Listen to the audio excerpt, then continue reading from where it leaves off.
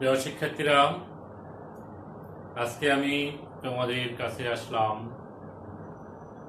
আমাদের আসন্ন পরীক্ষার প্রস্তুতি কেমন চলছে তা জানতে। তোমরা অনলাইন পরীক্ষা দিবা, একদম নতুন কিছু, তাই না? আমরা কখনো অনলাইন এক্সাম দিই নাই এবং একাদশ শ্রেণীর বার্ষিক পরীক্ষার মতো একটি গুরুত্বপূর্ণ পরীক্ষা তোমরা অনলাইনে দিতে যাচ্ছ।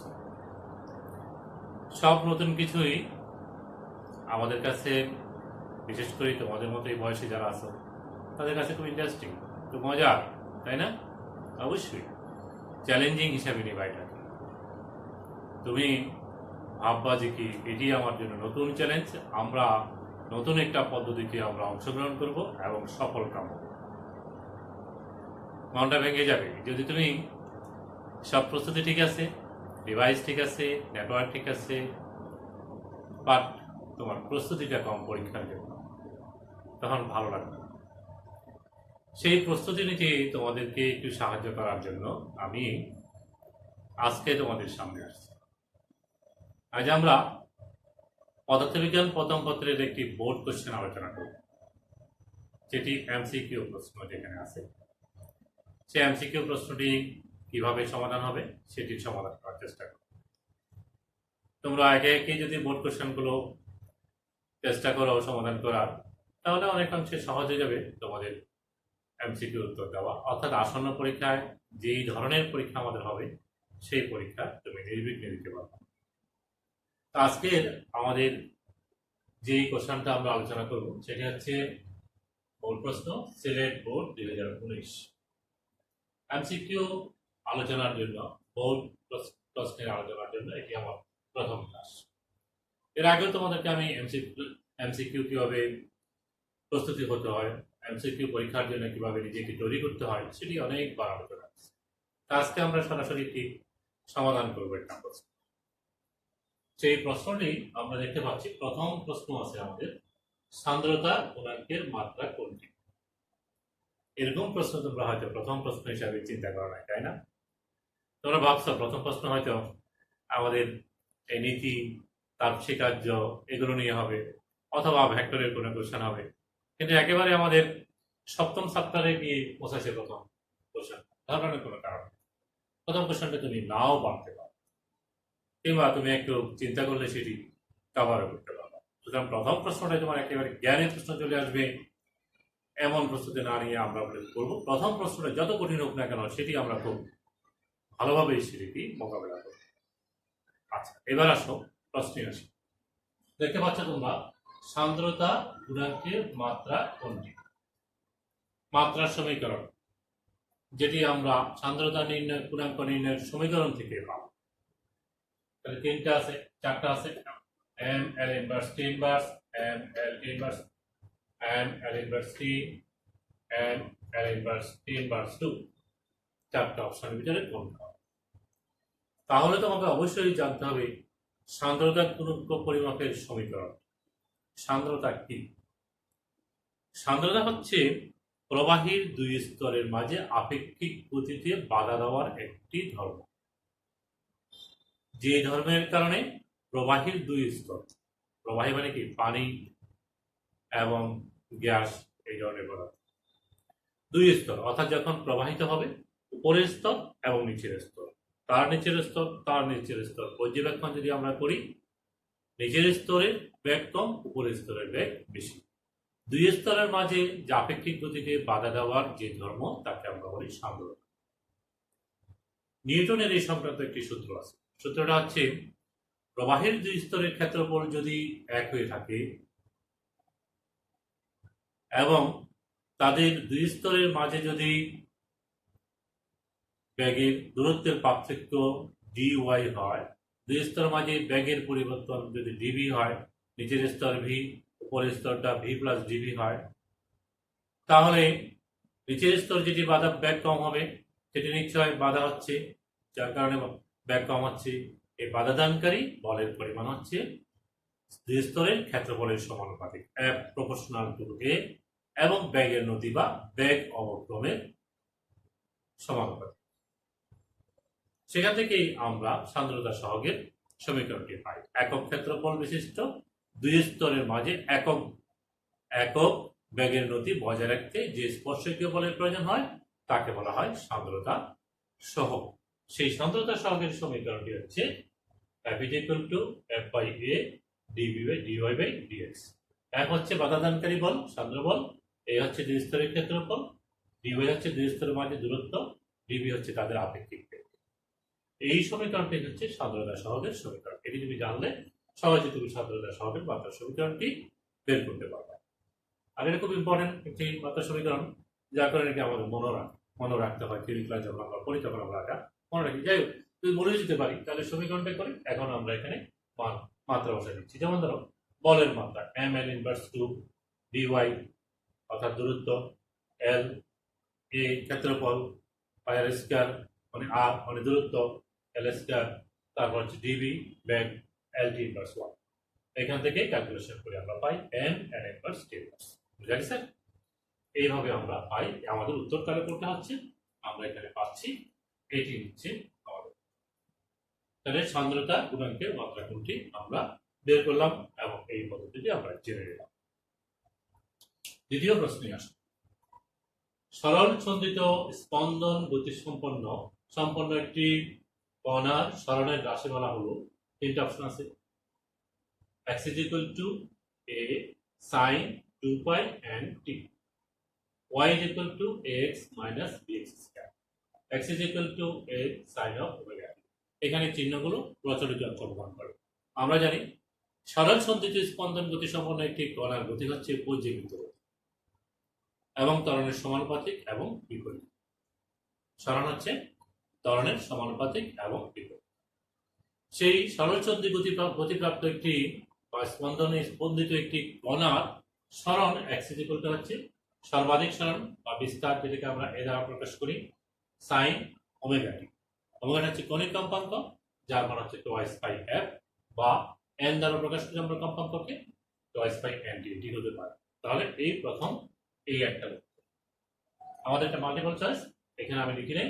এখানে থাকবে এই তিনটে ভিতরে কোনটি সঠিক, ক খ গ এভাবে থাকে। আর y is equal to ax minus bx square, এটি কিন্তু আমার পরাবৃত্তের সমীকরণ। এটি আমার সরল সন্ধি স্পন্দন গতিপ্রাপ্ত একটা কণার সরণের সমীকরণ নয়। আর এটিও y is equal to sin of omega t, আসলে এটাকেই আমরা এখানে লিখব। সুতরাং আমরা এখানে এই তথ্য অনুযায়ী লিখব। আমার উত্তর কি হবে? উত্তরটা হবে, আনসারটা হবে 1 এবং 2। অপশনে যেটা থাকবে, যে অপশনে থাকবে ক থাকলে ক, খ থাকলে খ, গ থাকলে গ, সেটি হবে। তাহলে কোনটা 1 এবং 3, 1 এবং 3। বুঝা গেছে? আচ্ছা, এবার আসুন আমরা 3 নম্বর কোশ্চেনটা দেখতে পাচ্ছি। একটি তরঙ্গের বেগ হচ্ছে 3.1 মিটার পার সেকেন্ড স্কয়ার। তরঙ্গের বেগ 3.1 মিটার পার সেকেন্ড এবং পর্যায়কাল 0.20 সেকেন্ড হলে তরঙ্গ দৈর্ঘ্য কত? তরঙ্গ দৈর্ঘ্য, পর্যায়কাল এবং কম্পাঙ্কের সাথে তরঙ্গ বেগের একটি সম্পর্ক আছে। সেটা হচ্ছে কি v is equal to f lambda, তরঙ্গ বেগ is equal to তরঙ্গের কম্পাঙ্ক ইনটু তরঙ্গ বেগ। আমার এখানে কম্পাঙ্ক নেই, পর্যায়কাল আছে। পর্যায়কালের সাথে কম্পাঙ্কের একটি সম্পর্ক আছে, f is equal to 1/t।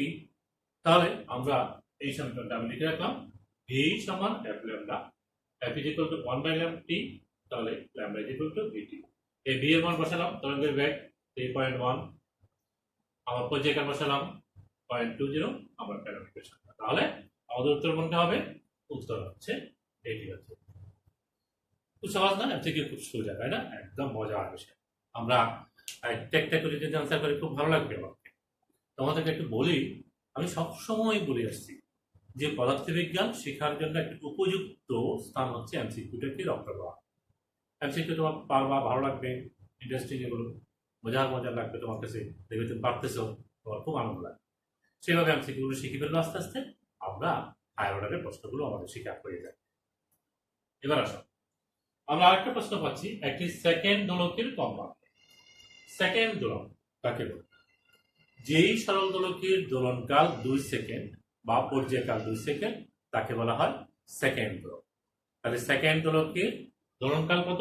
Second দোলকের দোলনকাল t হচ্ছে 2 সেকেন্ড। তাহলে তার কম্পাঙ্ক কত হবে?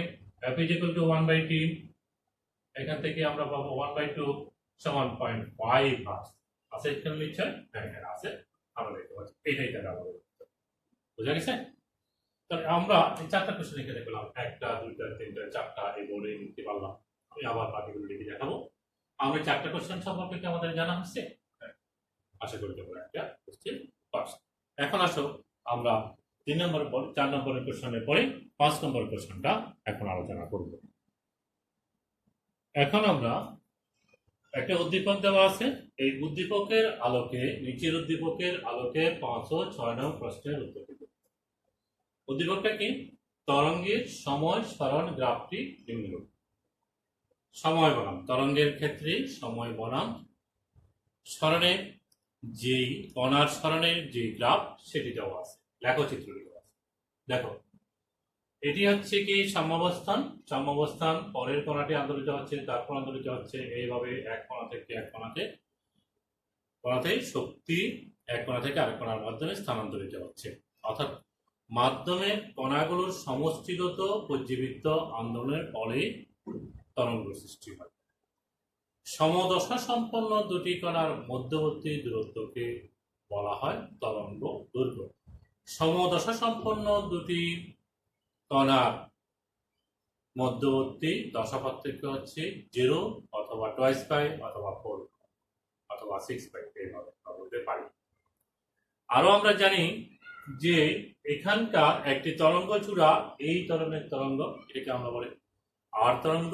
আর তরঙ্গের চিত্র, একটি তরঙ্গ চূড়া এবং একটি তরঙ্গ খাঁজ নিয়ে একটি তরঙ্গ দৈর্ঘ্য গঠিত হয়। এই তরঙ্গ চূড়া, খাঁজ বা খাঁজ। তাহলে এখান থেকে এখান পর্যন্ত এটি হচ্ছে একটা তরঙ্গ দৈর্ঘ্য। এটাকে যদি আমরা অর্ধ তরঙ্গ বলি, এটা হচ্ছে তার উত্তর। তাহলে এইখান থেকে এই পর্যন্ত আমার যে দূরত্বটা দেওয়া আছে 0.75, এটি হচ্ছে তরঙ্গ দৈর্ঘ্যের 1 2 3 4 ভাগের 3 ভাগ। তরঙ্গ দৈর্ঘ্যকে আমরা ল্যাম্ডা দ্বারা প্রকাশ করি। আবার এই থেকে এই পর্যন্ত এইটুকু হচ্ছে তরঙ্গ দৈর্ঘ্য ল্যাম্ডা, এটি হচ্ছে তরঙ্গ দৈর্ঘ্য। এই তরঙ্গ দৈর্ঘ্যের আমরা এখানে চিত্র অনুযায়ী দেখতে পাচ্ছি যে 4 ভাগের 3 ভাগ, এটা যা আছে এইটুকু খেয়াল করো, এইটুকু হচ্ছে তরঙ্গ দৈর্ঘ্য, তার 4 ভাগের 3 ভাগ হচ্ছে এটা, এবং সেটি হচ্ছে 0.75। তাহলে আমরা বলতে পারি 3 ল্যামডা বাই 4 সমান হচ্ছে 0.75 আমাদের উদ্দীপকের তথ্য, বা ল্যামডা ইকুয়াল টু হচ্ছে 0.75 ইনটু 4 ডিভাইড বাই 3। তাহলে তুমি এখান থেকে তরঙ্গ দৈর্ঘ্যের মানটা ক্যালকুলেশন করে আমরা পেয়ে যাব। কত হবে এটা? 0.75 ইনটু 4 ভাগ 3, এটা হচ্ছে কত হচ্ছে 1 হচ্ছে, 1 মিটার হচ্ছে তরঙ্গ। তরঙ্গটির বেগ কত হবে? তরঙ্গের বেগ v equal to f lambda. আমরা জানি তরঙ্গের বেগ v equal to f lambda, কিংবা পর্যায়কাল যদি জানি lambda by t, f equal to 1/t। একটু আগে আমরা আলোচনা করব। একটি পূর্ণকম্পন সম্পন্ন করতে তরঙ্গ যে একটি কণা, তরঙ্গস্থিত কোনো কণা পূর্ণকম্পন সম্পন্ন করতে যেই সময় লাগে সেই সময়ে তরঙ্গ যে দ্রুত অতিক্রম করে তাকে বলা হয় তরঙ্গ দৈর্ঘ্য। তাহলে আমরা এখানে দেখতে পাচ্ছি একটি পূর্ণকম্পন সম্পন্ন করতে যে সময় লাগে সেই সময় তরঙ্গ এখানে যায়। তাহলে এই সময়টা হচ্ছে, আমরা এখানে টাইম দেওয়া আছে 1 সেকেন্ড 2 সেকেন্ড। তাহলে আমরা এখানে বলতে পারবো এখানকার উদ্দীপকের তথ্য অনুযায়ী পর্যায়কাল হচ্ছে 2 সেকেন্ড। পর্যায়কাল কত? 2 সেকেন্ড। তরঙ্গ দৈর্ঘ্য আমরা আগে বের করছি, তাহলে আমার এখানে বেগ হচ্ছে 0.5 মিটার পার সেকেন্ড। এই উদ্দীপকের যে তরঙ্গটা দেওয়া আছে, যে গ্রাফটি দেওয়া আছে সময় সরণ, সেখান থেকে আমরা পেলাম তরঙ্গের বেগ হচ্ছে 0.5 মিটার পার সেকেন্ড। আছে এটা? আছে। তোমরা কোথায় দেখতে পাচ্ছ? এটা অপশনে আছে। তাহলে এটি হচ্ছে। এরপর দেখো 6 নম্বর বলছে তরঙ্গটির পি ও কিউ এর দশা পার্থক্য কত। পি বিন্দু এবং কিউ বিন্দু এগুলো কি আছে? বিপরীত দশায় আছে। তাহলে কত হবে এটা? এখান থেকে এটা হচ্ছে কি 2 পাই, এটা হচ্ছে পাই, এটা হচ্ছে পাই, তাহলে এখান থেকে এখানে হচ্ছে পাই, কত হবে বুঝলেন? এই থেকে এই পর্যন্ত হচ্ছে টোয়াইস পাই। অর্ধ তরঙ্গ দৈর্ঘ্য যদি হয় তাহলে সেটি হচ্ছে পাই। আর যদি আমরা এখানে দেখি এটা থেকে এটা যদি পাই হয়, এটা পাই বাই, তো আমরা এখানে দেখতেছি পাই বাই টু, অর্থাৎ এটি হচ্ছে পাই। তাহলে আমরা এখানে পাবো কি, এখানে আমাদের অপশন হচ্ছে এটা। এইভাবে তুমি দশা পার্থক্য যদি তুমি জানা থাকে তাহলে তুমি পথ পার্থক্য বের করতে পারবা। পথের পার্থক্য এবং দশা পার্থক্যের সম্পর্ক হচ্ছে দশা পার্থক্য সমান 2π/λ ইন্টু পথ পার্থক্য। আমাদের অঙ্কে দেওয়া থাকতে পারে, একটা দেওয়া থাকতে পারে, আরেকটা আমাদেরকে বের করতে হতে পারে। তাহলে এই সম্পর্কটা তোমরা একটু খেয়াল করবো। এবার আসো আমরা পরের কোশ্চেন, অর্থাৎ আমরা 7 নম্বর কোশ্চেন এবং 8 নম্বর কোশ্চেন এখন এবং পরের কোশ্চেনগুলো এখন। 7 নম্বর কোশ্চেনে আমরা দেখতে পাচ্ছি শিশিরাঙ্ক বলতে আমরা বুঝি আর্দ্রতা, পরম আর্দ্রতা, তাপমাত্রা এবং তাপ। তাহলে কি বলছি আমরা এখানে দেখতে পাচ্ছি শিশিরাঙ্ক বলতে আমাদেরকে বুঝাতে হবে যে বলতে হবে যে কোনটা আর্দ্রতা বুঝি নাকি পরম আর্দ্রতা না তাপমাত্রা নাকি তাপ। শিশিরাঙ্ক কি? শিশিরাঙ্ক এবং আপেক্ষিক আর্দ্রতা গুরুত্বপূর্ণ দুটো বিষয়। আবহাওয়া বিজ্ঞানে বিশ্লেষণের ক্ষেত্রে, আলোচনার ক্ষেত্রে আমাদেরকে এই দুটো রাশি খুব গুরুত্বের সহকারে দেখতে হবে। অর্থাৎ কোন দিনের তাপমাত্রা হচ্ছে কি 30 ডিগ্রি, শিশিরাঙ্ক হচ্ছে 25 ডিগ্রি। বলতে আমরা কি বুঝি? আসলে শিশিরাঙ্ক হচ্ছে একটি তাপমাত্রা, অর্থাৎ কোন স্থানের বায়ু, নির্দিষ্ট আয়তনের বায়ু একটি তাপমাত্রায় অসম্পৃক্ত, কিন্তু শিশিরাঙ্কের তাপমাত্রায় সেটি সম্পৃক্ত। শিশিরাঙ্কের তাপমাত্রায় বায়ু জলীয় বাষ্প দ্বারা সম্পৃক্ত অবস্থায় আছে, এটি বোঝাচ্ছে। তাহলে আমি যদি বলি কোন স্থানের আপেক্ষিক বায়ুর তাপমাত্রা হচ্ছে 30 ডিগ্রি, শিশিরাঙ্ক হচ্ছে 25 ডিগ্রি সেলসিয়াস, বলতে বোঝায় 30 ডিগ্রি সেলসিয়াস তাপমাত্রায় ওই স্থানের বায়ু আবদ্ধ জলীয় বাষ্প দ্বারা, ওই স্থানের বায়ুস্থিত জলীয় বাষ্প দ্বারা অসম্পৃক্ত, কিন্তু তাপমাত্রা কমিয়ে যদি আমি 25 ডিগ্রিতে নিয়ে আসি তাহলে তখন ওই জলীয় বাষ্প দ্বারাই ওই বায়ু সম্পৃক্ত। তাহলে শিশিরাঙ্ক হচ্ছে একটি তাপমাত্রা। তাহলে আমাদের এখানে অপশন হচ্ছে কোনটা? এই জায়গায় আমাদের অপশন হচ্ছে 3 নম্বর অপশন। এবার আসো 8 নম্বর কোশ্চেন, যেটি আমরা বলি বিট কোন ঘটনার ফল। কোথায় আছে এটি? এটি তরঙ্গের ক্ষেত্রে। বিট হচ্ছে প্রায় সমান কম্পাঙ্ক বিশিষ্ট দুটি শব্দ তরঙ্গের উপরিপাতনের ফলে শব্দের তীব্রতার পর্যায়ক্রমিক হ্রাস বৃদ্ধি হওয়াকে বলা হয় বিট বা অনুনাদ। ঠিক আছে, একটু খেয়াল করে। তাহলে আমার কিন্তু উত্তরটা তুমি পেয়ে গেছো, উপরিপাতনের ফলে, অর্থাৎ এই ঘটা হচ্ছে এগুলো আমার 3 নম্বর কোশ্চেন। নিচের কোনটি লব্ধ রাশি? লব্ধ রাশি হচ্ছে কি একাধিক মৌলিক রাশির সমন্বয়। এখানে যদি আমরা দেখি তাপমাত্রা একটি মৌলিক রাশি, সময় একটি মৌলিক রাশি, ভর একটি মৌলিক রাশি, কিন্তু ঘনত্ব হচ্ছে m/v, ভর এবং আয়তনের সমন্বয়। তাহলে এটি হচ্ছে কি লব্ধ রাশি। এবার আমরা একটা চিত্র দেখতে পাচ্ছি, ভেক্টরের কোশ্চেন তোমাদের খুব ভালো লাগে যেটা, তাই না? অর্থাৎ তোমরা যাও ভেক্টরটা বেশি রসুক, আমরা ভেক্টর ভালো করে পারি, সেরকম একটা কোশ্চেন দেখো তো এটা পারো কিনা। এখানে 3টি ভেক্টর দেওয়া আছে, পি ভেক্টরের দিকে, কিউ ভেক্টরের দিকে, আর ভেক্টরের দিকে। নিচের কোনটি সঠিক? আমরা জানি কোন ত্রিভুজের দুটি সন্নিহিত বাহুকে যদি একই ক্রমে দুটি ভেক্টর দ্বারা প্রকাশ করা যায় তাহলে অপর বাহুর বিপরীত ক্রম ওই ভেক্টর দুটির লব্ধি নির্দেশ করবে। ভেক্টর যোগের ত্রিভুজ সূত্র থেকে আমরা দেখতে পাচ্ছি এখানে এই সিবি এবং বিএ এই দুটো ভেক্টর আর এবং কিউ, এই দুটো ভেক্টর একই ক্রমে আছে, এটা তার বিপরীত ক্রমে। সুতরাং R plus Q plus R equal to P হবে। আর কোথাও আছে আমাদের এখানে, কোথাও আছে আমরা দেখতে পাচ্ছি এই যে, অর্থাৎ এই P equal to R plus Q. বুঝতে পারছো? এটি ভেক্টর যোগের ত্রিভুজ সূত্র থেকে জানি আমরা। একই ক্রমে দুটা ভেক্টরকে প্রকাশ করা হলো একই ক্রমে, আর এটা হচ্ছে কি তাদের বিপরীত ক্রম, উল্টো নাকি একই এই বিপরীত ক্রম। এই ভেক্টরটা হচ্ছে এদিকে, আর ইউ এবং আর হচ্ছে এদিকে, এই দুটো একই ভেক্টর একই ক্রমে আছে, তাদের যোগফল হবে। এই হচ্ছে আমাদের অপশন হচ্ছে এটি। ভেক্টর যোগে ত্রিভুজ সূত্র থেকে এই উত্তরটা আমরা দিতে পারি। তো আমরা তাহলে এখানে যে প্রশ্নগুলো এখন পেলাম নিশ্চয়ই সেগুলো আমরা একটা করে একটা বুঝে নিলাম। এবার আসো আমরা পরবর্তী কোশ্চেনে আসি। আমরা রাশের গতিপথের যে কোনো বিন্দুতে অনুভূমিক ত্বরণের মান কত হবে, এটি আমাদের 11 নম্বর কোশ্চেন আমরা দেখতে পাচ্ছি। রাশের গতিপথের যে কোনো বিন্দুতে অনুভূমিক ত্বরণের মান, ভূপৃষ্ঠ ত্বরণের মান, তার ঋণাত্মক মান, তার g/2 অর্ধেক 0। প্রাসটা আমরা বলি, প্রাস কি? প্রাস হচ্ছে অনুভূমিকের সাথে তির্যকভাবে নিক্ষিপ্ত বস্তুকে আমরা বলে থাকি প্রাস। এটা অনুভূমিক রেখা, উল্লম্ব রেখা। এই তির্যকভাবে নিক্ষেপ করলে এইভাবে গতিশীল হয়। এই যে নিক্ষেপ করলাম, এটি হচ্ছে নিক্ষিপ্ত বেগ, এটা নিক্ষেপণ কোণ আমরা জানি, এবং তার গতিকালে প্রতিটা মুহূর্তে তার উপরে অভিকর্ষজ বল কাজ করে পৃথিবীর কেন্দ্রের দিকে। বল যেদিকে হয় সেই দিকেই ত্বরণ হয়, সেই জন্য ত্বরণটা হচ্ছে অভিকর্ষজ বলের দিকে, অর্থাৎ ওয়াই অক্ষের বিপরীত দিকে। সেই জন্য আমরা বলে থাকি ত্বরণ হচ্ছে -g। অনুভূমিক দিকে কোনো ত্বরণ থাকে না।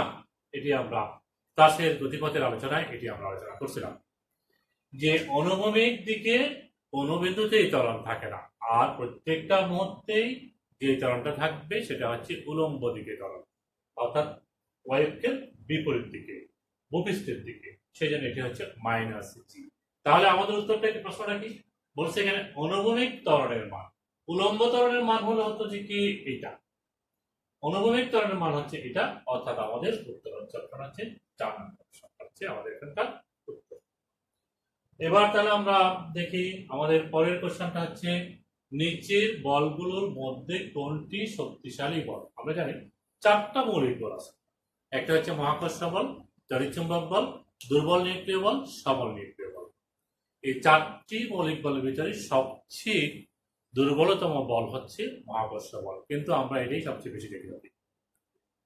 সবলতার বিচারে এটি সবচেয়ে ক্ষীণতম বল। এটি এত ক্ষীণ যে যদি আকর্ষণধর্মী এবং অনেক দূর পর্যন্ত কার্যকর না থাকতো তাহলে এই বলটা যে পৃথিবীতে আছে আমরা জানতাম না। এই আপেক্ষিক সবলতার ক্ষেত্রে বিচারের ক্ষেত্রে তুমি খেয়াল করবা, এটি হচ্ছে সবচেয়ে কম, তারপরে হচ্ছে তড়িৎচুম্বক দুর্বল নিউক্লিয় বল, তড়িৎচুম্বক বল, তারপর হচ্ছে সবল নিউক্লিয় বল। সবলতার বিচারে দুর্বল থেকে আমি বললাম। তাহলে এটি হচ্ছে আমাদের সবচেয়ে শক্তিশালী বল হচ্ছে সবল নিউক্লিয় বল। কোনটা? সবল নিউক্লিয় বল, অর্থাৎ যেটাকে আমরা বলি নিউক্লিয়াস গুলো যে বলে আবদ্ধ থাকে তাকে বলি আমরা সবল নিউক্লিয় বল। এই সংক্রান্ত আমাদের বিশদ আলোচনা আছে। আমরা এই বলগুলো কোন কোন কণার জন্য দায়ী হয় সেগুলো তোমাদেরকে জানানো হয়েছিল, সেগুলো তোমরা একেবারে ডিটেইলস করবা 4টা মৌলিক বল সম্পর্কে, থাকবে। আচ্ছা, এবার আসো আমরা পরের কোশ্চেন দেখি। কোন বস্তুর ভরবেগ ও গতিশক্তির পরিবর্তনের লেখচিত্র। আমাদেরকে বলা হচ্ছে ভরবেগ এবং গতিশক্তির পরিবর্তনের লেখচিত্র। আমরা কিন্তু জানি যে গতিশক্তির সাথে ভরবেগের একটা সম্পর্ক আমাদের আছে, সেটা কি? ইকে হচ্ছে p²/2 বস্তুর ভর যদি দ্রব্য থাকে তাহলে ইকে প্রপোর্শনাল টু p², অর্থাৎ বর্গের সমানুপাতিক। এটি হচ্ছে উত্তর হচ্ছে এখানে এই ক, বর্গের সমানুপাতিক হলে এরকম দাঁড়াবে। আর এখানে যেটা নির্দেশ করতেছে যে কি ভরবেগের সাথে গতিশক্তির পরিবর্তন হচ্ছে না, এটি হচ্ছে সমানুপাতিক হারে বৃদ্ধি পাচ্ছে, সমানুপাতিক হারে হ্রাস পাচ্ছে। এটি হচ্ছে আমার উত্তর। তাহলে এই 4টা গ্রাফ সম্পর্কে তোমার বিশ্লেষণ বা ধারণা থাকলে তুমি বলতে পারবা যে সম্পর্কটা যেটা আছে, আমরা নানা ধরনের গ্রাফ পেয়ে থাকি, আমাদের আমাদের আমাদের পরীক্ষায় গ্রাফ থাকেই। তো সেই ক্ষেত্রে আমাদেরকে যেই সম্পর্কগুলো দেওয়া থাকে এক্স এবং ওয়াই অক্ষের দিকে যেই চলকগুলো, সেই চলকগুলো মাঝে পারস্পরিক সম্পর্কযুক্ত যে সমীকরণ, সেই সমীকরণটা থেকে আমরা চিন্তা করে দেখব যে লেখাটা কেমন হবে। এখানে যেহেতু বর্গের সমানুপাতিক তাহলে এটি হচ্ছে এই লেখাটা হবে। আচ্ছা, এবার আসো পরের প্রশ্নটা, 14 নম্বর কোশ্চেন। পানির পৃষ্ঠটান 0.06 নিউটন পার মিটার হলে পৃষ্ঠ শক্তি কত? পৃষ্ঠটান এটি হচ্ছে তরলের একটি ধর্ম। তরলের মুক্ত পৃষ্ঠ সর্বদা একটি টান টান পদ্মা নিয়ে আচরণ করে। তরলের মুক্ত পৃষ্ঠে যদি আমরা রেখা কল্পনা করি, সেই রেখার উভয় পাশে স্পর্শক রূপে এই বলটা তারা বলটা কাজ করে। একক দৈর্ঘ্যে স্পর্শক রূপে যে বল কাজ করে তাকে বলা হয় তরলের পৃষ্ঠটান। T = F/L। এবং আমরা পৃষ্ঠ শক্তি বলতে তরলের ক্ষেত্রফল, একক ক্ষেত্রফল বৃদ্ধি করতে যে পরিমাণ কাজ করতে হয় তাকে বলা হয় তরলের পৃষ্ঠ শক্তি। এবং আমরা প্রমাণ করে দেখাতে পারি পৃষ্ঠটান এবং পৃষ্ঠ শক্তি পরস্পর সমান। তাহলে তোমরা পৃষ্ঠটান কি, পৃষ্ঠ শক্তি কি, এগুলোর একক কি, মাত্রা কি, এগুলো সম্পর্কে তোমরা একটু আলোচনা করবা, দেখে নিবা। তো আমরা বলছি পৃষ্ঠটান এবং পৃষ্ঠ শক্তি পরস্পর সমান। তাহলে আমাকে যেখানে বলা হয়েছে এখানে পৃষ্ঠটান হচ্ছে 0.6 নিউটন পার মিটার, তাহলে পৃষ্ঠ শক্তিও সেটা হবে 0.06, অর্থাৎ এটাই হচ্ছে আমাদের উত্তর। বুঝা গেছে? হ্যাঁ, তাহলে আমরা জানতে পারলাম যে কি কোনো বিষয় যদি আমাদের আলোচনা করতে হয় সেই বিষয়টা সম্পর্কে আমার জ্ঞান থাকতে হবে। তো আমরা 15 নম্বর কোশ্চেন দেখতে পাচ্ছি যে একটি ভেক্টর দেওয়া আছে। পি ভেক্টর সমান i cap minus J cap minus K cap হলে পি ভেক্টরের মান কত? একটি ভেক্টরের মান নির্ণয় করে থাকি আমরা তার উপাংশগুলোর বর্গের সমষ্টির বর্গমূল। এই ভেক্টরের মান হচ্ছে x² plus y² plus z²। তাহলে এখানে প্রথম পি ভেক্টরের x অক্ষের দিকের মান হচ্ছে 1 তার বর্গ, তারপরটা হচ্ছে -1 তার বর্গ 1 তার বর্গ, অর্থাৎ আমরা পাবো √3 পাবো রুট। তাহলে অপশন আমার এখানে দ্বিতীয় অপশন যেটি আছে সেটি, অর্থাৎ খ নম্বরটা আছে। এবার আমরা পরে একটা উদ্দীপক দেখতে পাচ্ছি। একটি গাড়ি স্থির অবস্থান থেকে 2 মিটার পার সেকেন্ড স্কয়ার সমতরণে চলতে শুরু করে। উদ্দীপকের আলোকে 16 এবং 17 নম্বর প্রশ্ন। 16 নম্বর হচ্ছে কি 2 সেকেন্ড পর কত দূর যাবে, 17 হচ্ছে 4 সেকেন্ড পর অতিক্রান্ত দূরত্ব, 2 সেকেন্ড পর অতিক্রান্ত দূরত্বের কত দূর। 2 সেকেন্ড পর কত দূর যাবে, নির্দিষ্ট সময় পর কত দূর যাবে, সেটি আমরা গতির সমীকরণে s = ut plus half of at square থেকে করব। যেহেতু স্থির অবস্থানে ছিল সেজন্য আদিবেগ 0, সে কারণে টার্মটা 0। ত্বরণ 2 সেকেন্ড পর বলছে, আমরা এখানে পাবো, ক্যালকুলেট করে মানটা পাবা 4 মিটার। তাহলে আমার এখানে উত্তর হচ্ছে কি এই অপশন। 4 সেকেন্ড পরে কত হবে? 4 সেকেন্ড পরে এখানে হবে 16 মিটার। 4 সেকেন্ড এবং 2 সেকেন্ডের মাঝে অতিক্রান্ত দূরত্বের তুলনা করতে বলছে। তোমরা এই সমীকরণে 4 সেকেন্ড বসিয়ে পরেরটা করতে পারো। তাহলে কত গুণ হবে একটা আরেকটা? 4 গুণ। 16 মিটার নয়, কিন্তু আমার এখানে 16 না, বলে 16 মিটার হবে, কিন্তু বলছে কি প্রশ্ন হচ্ছে দূরত্বের 2 সেকেন্ড পর অতিক্রান্ত দূরত্বের কত গুণ। তাহলে 16/4, 16 মিটার ভাগ 4 মিটার সমান হচ্ছে 4 গুণ হবে। তাহলে অপশন হচ্ছে কি এটা। এবারে আমাদের আরেকটি প্রশ্ন, বল ও সরণের মধ্যবর্তী কোণ কত হলে বলের দ্বারা কাজ হবে?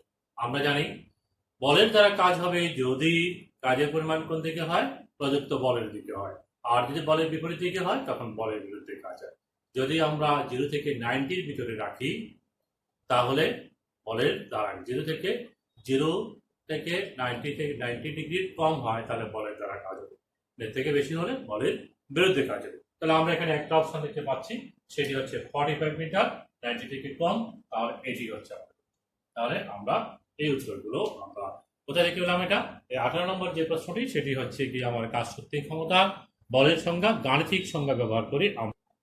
19 নম্বর কোশ্চেন, রাস্তার ব্যাংকিং কোণ নির্ভর করে গাড়ির ব্যাগের উপর, রাস্তার বাঁকের ব্যাসার্ধের উপর, অভিকর্ষজ ত্বরণের উপর। আমরা জানি বাঁকা পথে গাড়ি চালাতে হলে, নিরাপদে চালাতে হলে তখন রাস্তার ভিতরের কিনারের তুলনায় বাইরের কিনারকে উঁচু করতে হয়। উঁচু করাটাকে বলা হয় রাস্তার ব্যাংকিং। গতিবেগের সাথে তার সম্পর্ক হচ্ছে এই ব্যাংকিং কোণের সমীকরণ হচ্ছে tan θ = b²/rg, যেখানে বিটা হচ্ছে গাড়ির বেগ, আর হচ্ছে বাঁকের ব্যাসার্ধ, জি হচ্ছে অভিকর্ষজ ত্বরণ। তো আমাদের এখানে প্রশ্ন বলা আছে গাড়ির বেগের উপর, তাহলে এটা রাইট, বাঁকের ব্যাসার্ধের উপর, আর এর উপর, অভিকর্ষজ ত্বরণের উপর। তাহলে এখানে আমার অপশন তিনটাই সঠিক। আমার এখানে 4 নম্বর অপশনটা 1, 2, 3 দেওয়া আছে, সেটি লিখতে হবে। মুক্তিবেগের সমীকরণ এখানে 4টি অপশন দেওয়া আছে, আমি লিখলাম না, আমাদের জানার জন্য, তোমাদের জানার জন্য লিখলাম। আমরা জানি মুক্তিবেগের সমীকরণ হচ্ছে √2gm/r অথবা √2gr, যেটি দেওয়া আছে সেটাই রাইট হবে। এরপর হচ্ছে কি জি এর মান, অর্থাৎ ভূপৃষ্ঠে জি এর মান, তারপর উচ্চতর স্থানে জি এর মান, পৃথিবীর কেন্দ্রে জি এর মান, এগুলো আমাদের জানা আছে। এগুলো বিশদ আলোচনা করছি তোমাদের সাথে। তাহলে এখানে পৃথিবীর পৃষ্ঠে সবচেয়ে বেশি হবে, এটি সঠিক। পৃথিবীর কেন্দ্রে শূন্য হয়, এটি সঠিক। এটা সঠিক নয়, এটি হচ্ছে কত 6/1 হবে। তাহলে এই দুটো হচ্ছে 1 এবং 2 হচ্ছে রাইট। পৃথিবীর পৃষ্ঠে কোনো বস্তুর ওজন যদি 20 নিউটন হয়, চাঁদে কত ওজন হবে? ওজনটা নির্ভর করে অভিকর্ষ ত্বরণের উপর। আমরা জানি চাঁদের অভিকর্ষ ত্বরণ হচ্ছে পৃথিবীর পৃষ্ঠের অভিকর্ষ ত্বরণের 6/1 তাহলে ভূপৃষ্ঠ যদি 20 হয় তার 6/1 মানে 3.3 নিউটন হয়। এইভাবে আমাদেরকে যেই মানটা দেওয়া থাকবে কোনো বস্তুর পৃথিবীপৃষ্ঠ ওজন, সেখান থেকে আমরা 6/1 দিয়েই আমরা অভিকর্ষ ত্বরণের মান দিয়েই আমরা চাঁদে কত ওজন হবে সেটি নির্ণয় করতে সক্ষম হব। আমরা একটা উদ্দীপক পাচ্ছি, একটি কৌশিক নলের ব্যাস 0.4 মিলিমিটার, একে 72 × 10⁻³ নিউটন পার মিটার পৃষ্ঠটান এবং 10⁻³ কেজি পার মিটার কিউব ঘনত্বের পানিতে ডোবানো হলো। একটি 23 এবং 24 আনসার করতে হবে। নলের কত উচ্চতায় পানি উঠবে? এখন কৌশিক নল হচ্ছে কি সূক্ষ্ম ছিদ্রযুক্ত একটি নল, যাকে কোনো তরলে নিমজ্জিত করলে তার ভিতর দিয়ে তরল উপরে উঠে কিংবা নিচে নামে। কাঁচকে তরলে ভিজায়, যে তরল ভিজায় সেই তরলের ক্ষেত্রে উপরে উঠবে, আর যদি ভিজায় না এমন ক্ষেত্রে নিচে নামবে। যেমন পারদের ক্ষেত্রে নিচে নামে, পানির ক্ষেত্রে উপরে উঠে। কত উচ্চতা উঠবে সেটি পৃষ্ঠটানের সাথে সম্পর্কিত। সমীকরণ হচ্ছে T = R/H ρg/2 cos θ। এখানে পানি এবং কাঁচের মাঝে পৃষ্ঠ স্পর্শ কোণ থিটা 0 ডিগ্রি হয়, cos 0 = 1 হয়। সেজন্য স্পেশাল এই সমীকরণটা আমরা পানির ক্ষেত্রে লিখতে পারি। তো সেখান থেকে H হচ্ছে কতটুকু উপরে উঠে, সেই মুক্ত পৃষ্ঠ থেকে এই কৌশিক নলের ভিতরে কতটুকু উপরে উঠলো সেটি হচ্ছে উচ্চতা H। এই Hটা নির্ণয় করতে হবে। এই সমীকরণ থেকে আমরা এখানে নির্ণয় করলাম। আর দেওয়া নাই, ব্যাসার্ধ দেওয়া নাই, দেওয়া আছে ব্যাস, তাকে 2 দ্বারা ভাগ করবো এবং মিটার নেব মিলিমিটার থেকে। আর ঘনত্ব লিখলাম, অভিকর্ষ ত্বরণ লিখলাম, পৃষ্ঠটা লিখলাম। ক্যালকুলেশন করার পর আমরা এটা পেলাম। সরাসরি ক্যালকুলেশন থেকে তুমি এই খ নাম্বার উত্তরটা পাবো।